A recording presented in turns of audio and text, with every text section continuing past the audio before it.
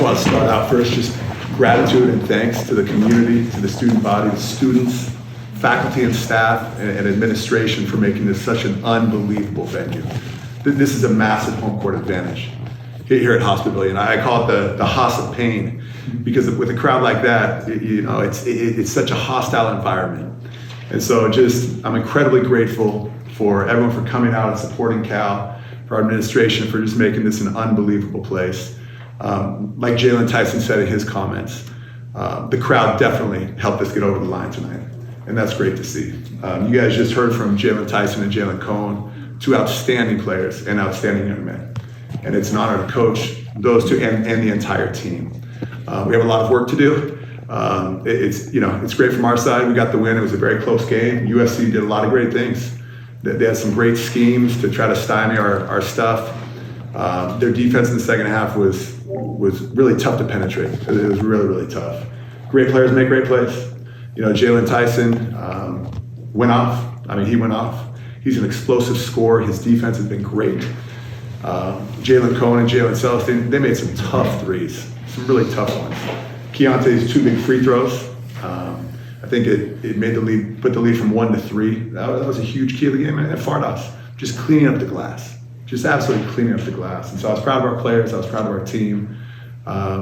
Give USC a lot of credit. Like I said, this was a close game, small margin of error for both teams, but USC is a great team, and appreciate just how competitive it was and how hard both sides fought.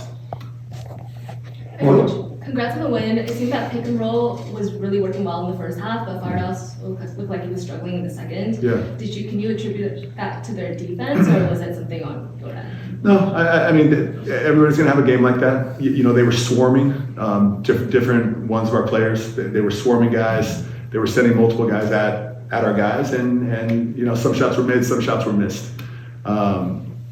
It's at the end of a game, you're going to watch the film, you're going to study it, and you're going to get back to the gym and look for every way that you can improve as a team, collectively, individually.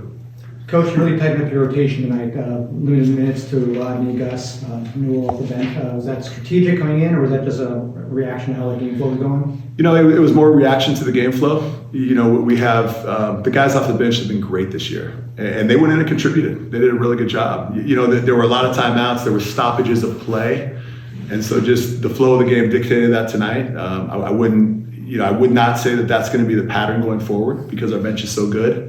But that was the way it was dictated tonight. Mark, when you played here against Stanford, crowd wasn't quite as big, but almost as big. And that didn't surprise me. You got the rivalry. It's a Friday night. Yeah. It was a good crowd, but not filled. I'll admit, you got 2 teams that are under 500. It's a Wednesday night, and yet the place was packed. Were you surprised? I think USC has a certain cachet. And just the way they play, the style of play that they have is fans like it. They have great players. Boogie Ellis, Bronny James, Isaiah Collier. And those guys are tough players. They're tough players. Bronny James gets everybody involved. His vision is phenomenal. He can attack and score it at the rim. Boogie Ellis is a human highlight film in terms of, his 3-point shot is a weapon. It's like a flamethrower out there. And then Isaiah Collier, there's very few people in the country that can stay in front of him. And so, it was, I think, a combination of some momentum in the program, a great job by the marketing department here at Cal and administration, and then a really quality team coming in.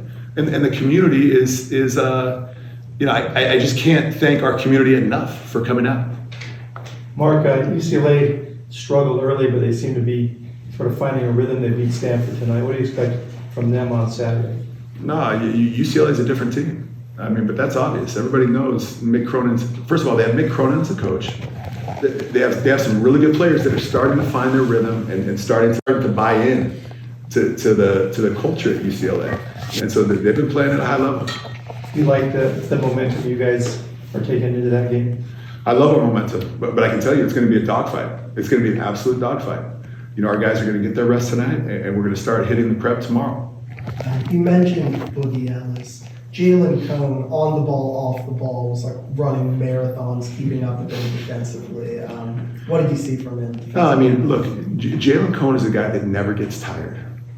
He takes care of himself. he takes the game of basketball incredibly seriously. You know, when we first got here over the summer, he was in the gym at 5 in the morning with managers, just getting his shots up, methodical, workmanlike, consistent. And that's what one of the many things that makes him a great player. I mean, you guys see his personality, but he's a fierce competitor.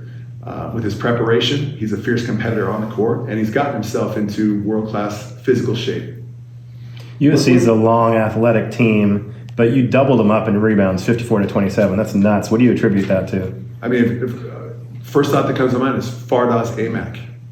Fardaws Aimaq, he has a gift for rebounding that he has worked on, he's honed it, and he's one of the best in the world. Fardaws Aimaq is one of the best in the world in terms of rebounding, and he's just an outstanding player. But then on top of having Fardaws, you've got wings that rebound the ball.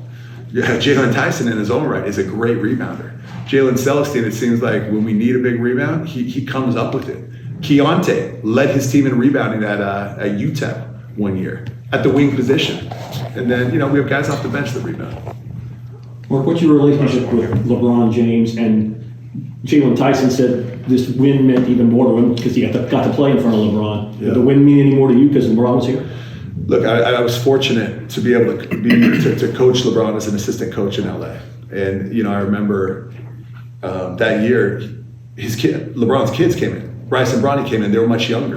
And you could see right there, you know, these are outstanding young men. And they're great basketball players. They're great basketball players. It's just a fantastic family. I tell our guys all the time. I say, you know, if there's an issue of professionalism on our team, I talk about LeBron all the time. I talk about LeBron all the time. He was one of the first ones, if not the first, to the Lakers practice facility when I was there. He was lifting weights. He was always eating breakfast. He was getting his shots up. And so that type of professionalism, it permeates throughout his family and throughout the Lakers organization. Mark, thanks for your time. Yeah, thanks, guys.